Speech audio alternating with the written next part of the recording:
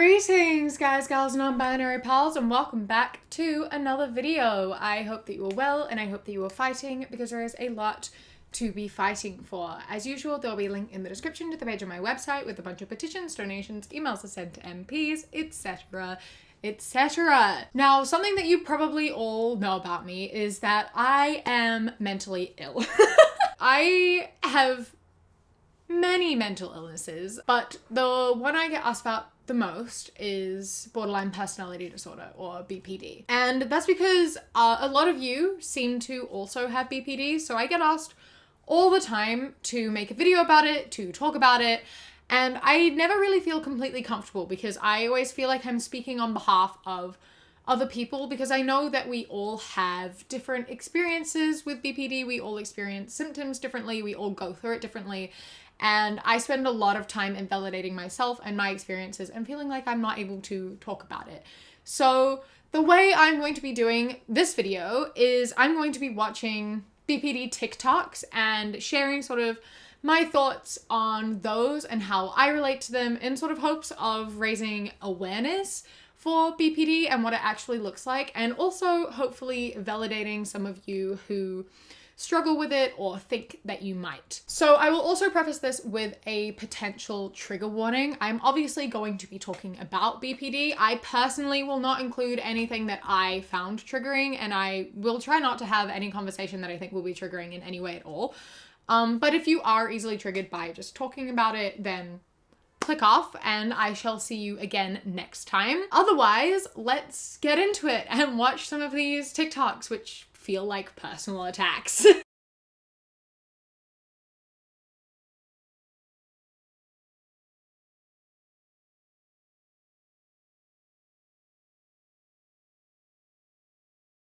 Starting off strong. Good. Yeah, so BPD is a dissociative personality disorder, and it stems from like childhood trauma, and so people pleasing and things come a very large part of it, because you're afraid people are going to leave you. And so because you have such bad like abandonment issues, it makes you lose your sort of sense of self, and you sort of become the people you're around, because it means they'll stay. They're not gonna leave if you are like them. Ooh, BPD is fun. Oh, it's so fun. Next TikTok. Stay away from me. Please don't leave me. You have lost me forever. Promise me this is forever. I hate him so much. I love you. Taylor. This is what my brain sounds like 24/7. Aha! Ooh. These are hitting a little bit close to home. Yeah, it's loud in here. It's loud all the time. Everything shifts constantly. You start with one thought, and then you like have an argument with yourself inside your brain, and no one wins. Everyone loses and you want to scream. This next one's like a really good explanation of how it feels.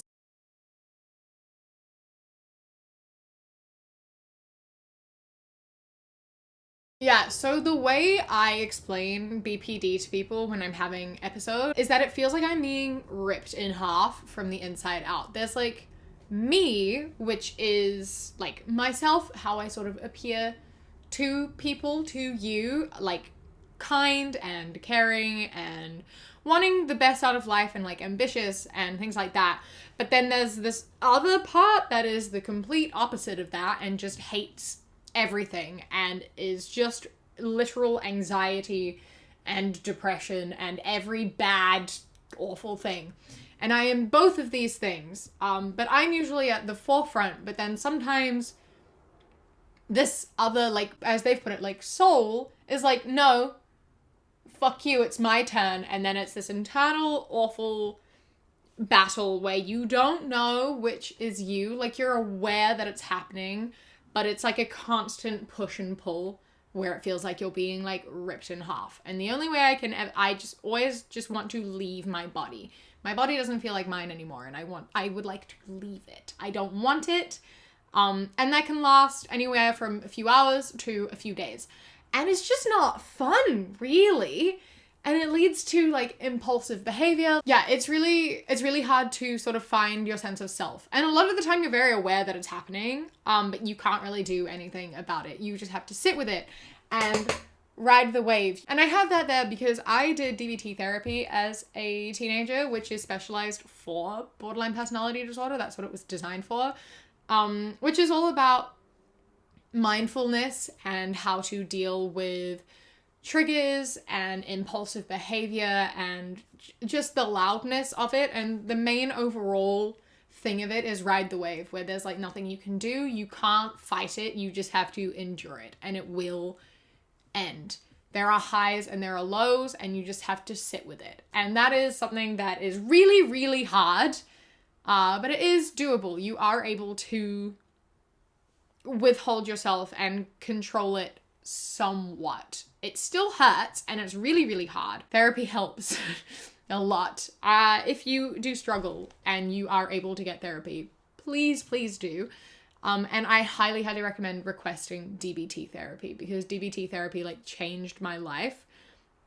I did it 5 years ago and I still use it like every single day. It is the most helpful thing, and everyone I know who also did DBT agrees with that. You ever seen a ghost? I was over on the bench. I was over on the bench. I was over on the bench. I was sitting over on the bench. I was over on the bench. I made a salad with craisins. Hello, I'm Chip Mulaney. I'm your father. But sometimes he would be gay. Ever been to the goddamn zoo? I used to smoke crack. What's yesterday? Shut up, you're all gonna die. Street smarts.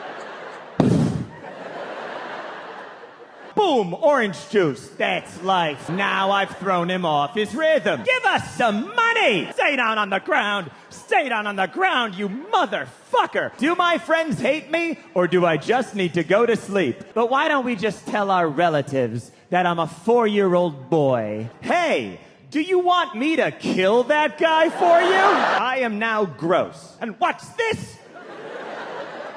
Peppa! I'm putting wires into a board filled with holes to move the voices around. The unidentified sexuality one got me real good.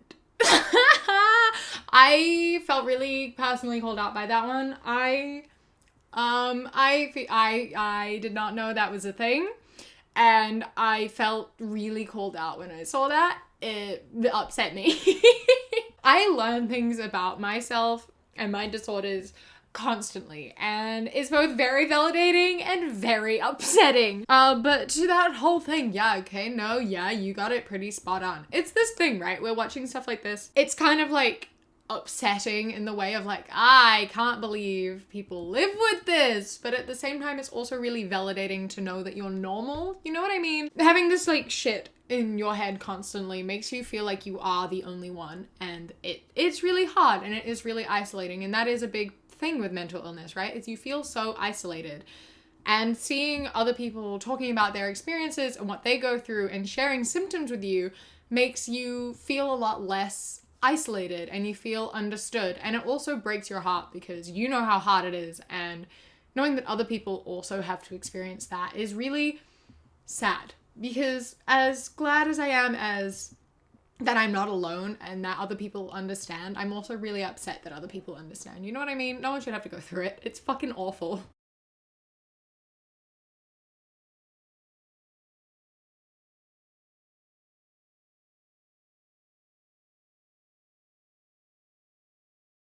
I related to that one a little bit too hard.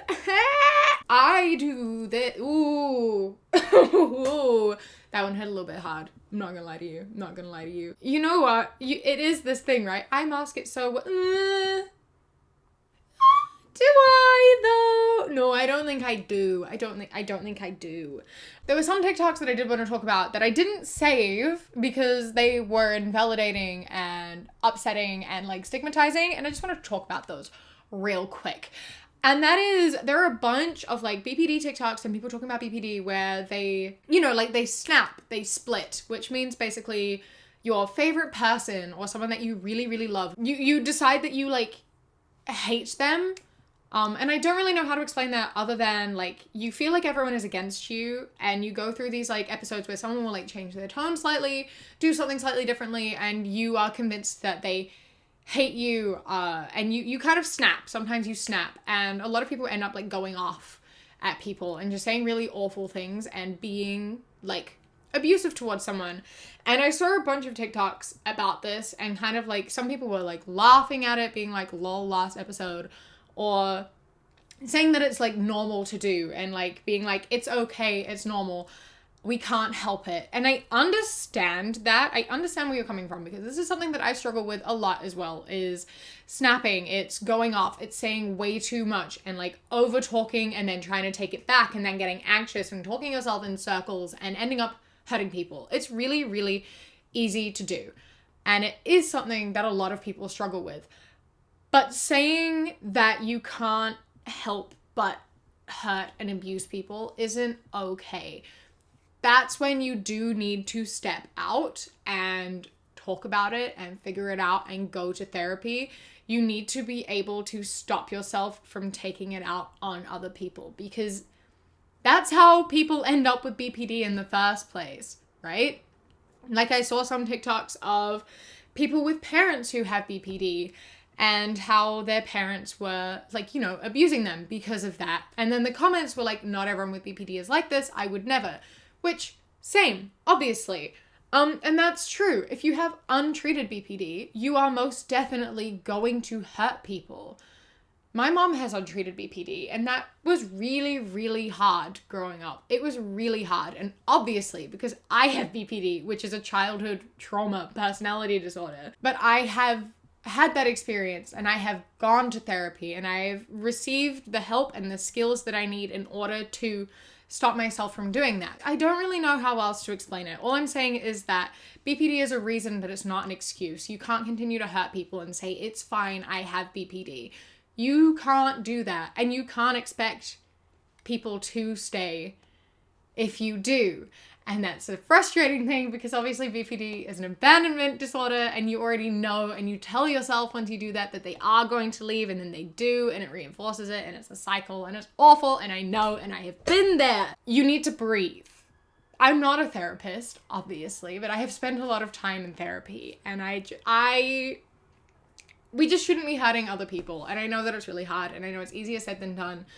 But I talk about abuse and manipulation and trust a lot on this channel, and to say it's something that I don't struggle with would be a lie. It is something that I struggle with.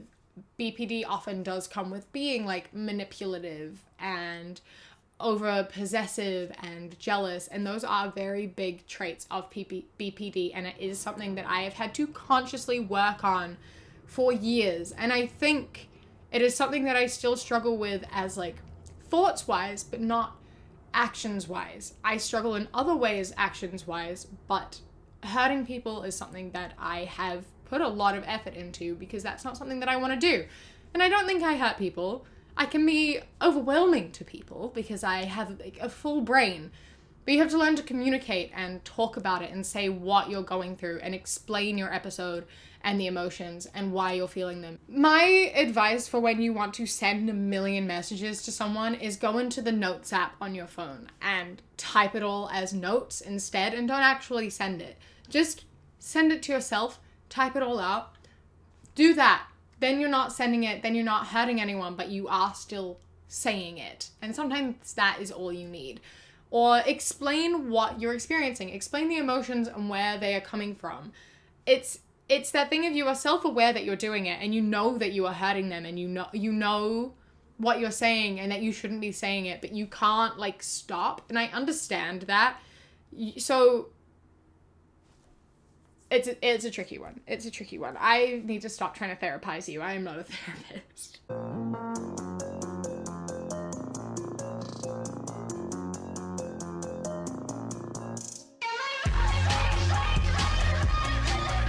Yeah, I didn't realize that this was something that a lot of people don't do. I don't remember relationships. Like, I don't remember them at all. Like, at all.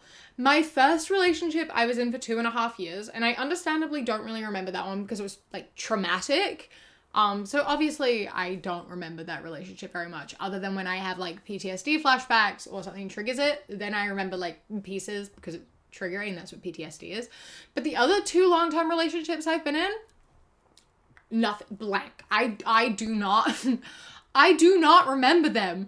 My ex-girlfriend, I do not remember. Like, I don't remember a thing. Not a thing. And then my most recent ex, my ex-boyfriend, we were together for a year. I spent like 5 days a week at his house. I remember his family more than I remember our relationship. It's terrible. It's terrible. You compartmentalize it. I move on from relationships way too easily. A lot of people don't relate to that. They just get put in a box, locked up, and thrown away. I don't fucking know, man. They just disappear. And it's quite scary, honestly. It's really scary because it means like I'm really afraid that like when I lose someone, I'm just like not gonna care. And that makes me feel like a really bad person. I don't think I am a bad person, and I don't think anyone is a bad person. If that's how you deal with something because of like trauma and past events, and that is how you deal with it, and that is okay. We all deal with things differently. And the way that you feel emotions and the way that you connect and disconnect from people does not make you a bad person. Even though you might feel it. If that's how it goes in your brain because of your past and because of your mental illness, then that is okay. So don't invalidate yourself for that.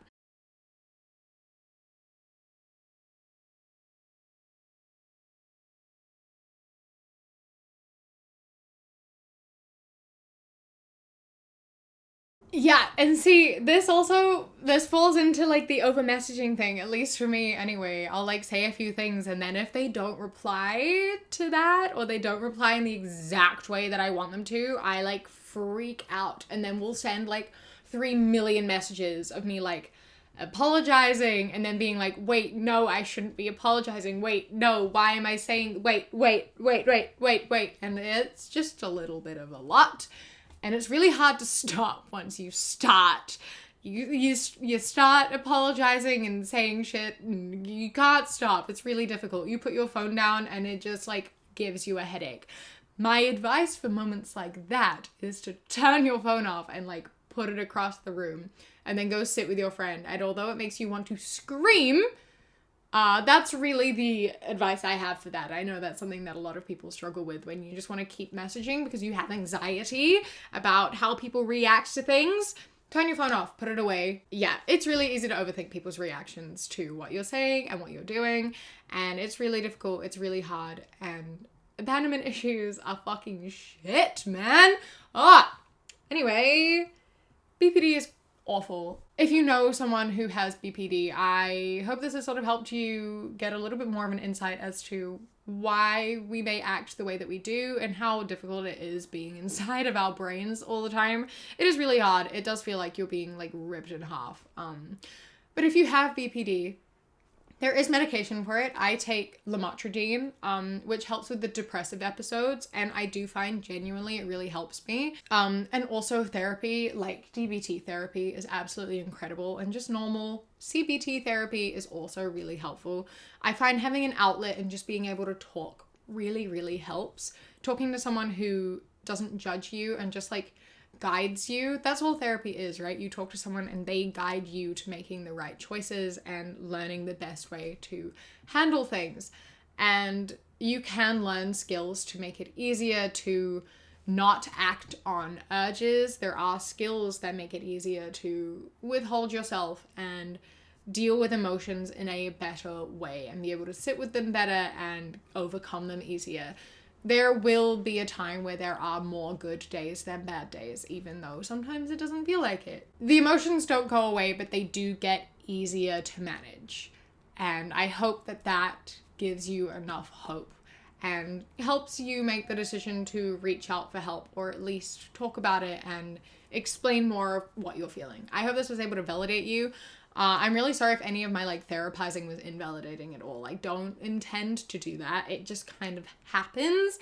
I talk based on my experience without thinking about the fact that other people experience things differently, which is why I haven't made this video yet. It's a difficult one because we do all experience things differently, and I don't mean to invalidate anyone else's experiences. These are just mine, and what I think has helped for me personally, and hopefully it helps for other people as well. This has been a little bit of a more serious video. I hope that you've learnt something. I think I'm going to leave it there. So a massive thank you to my Kiwi Fruit and Kiwi Bird channel members whose names are up on the screen right now. I love and appreciate you so, so much. Thank you so much for joining. If you would like to become a channel member, you can click the top link in the description or the little blue join button. You get my videos a day early, as well as 10% off my shop when I have things on my shop, and little extra videos every now and then that don't make it into the main video. I hope that you enjoy the rest of your day. Stay safe. Keep fighting. I love you. Mwah. And when you close your eyes, you replace